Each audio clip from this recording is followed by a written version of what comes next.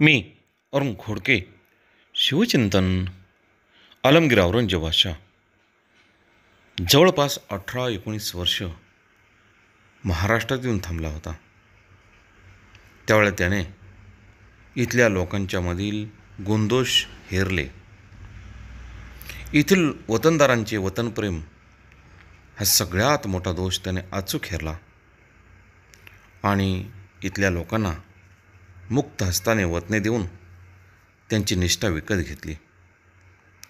शिवाजी महाराजांनी उभारलेल्या स्वराज्यामध्ये फूट पाडली. अनेक लोक वतनाच्या लोभाने मोंगलांना जाऊन मिळाले. त्यांना मराठी राजाशी बांधून ठेवण्यासाठी पुढे राजाराम महाराजांनी सढळपणे वतने देण्याचे धोरण अवलंबले. शिवाजी महाराजांच्या प्रमाणे राजाराम महाराजांनी इथल्या सरदारांना देशभक्तीची भावना चेतवण्यासाठी वतनाचा आधार घ्यावा लागला. संभाजीराजांच्या हत्येमुळे मराठी समाजाचा आत्मविश्वास ढळला होता. स्वराज्याच्या स्थैर्याविषयी शंका निर्माण झाली होती.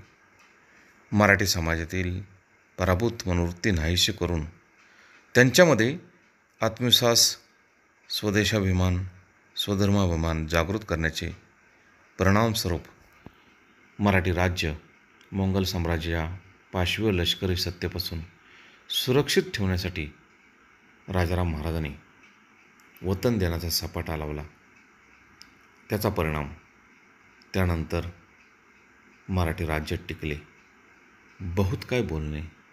राम कृष्ण हरी.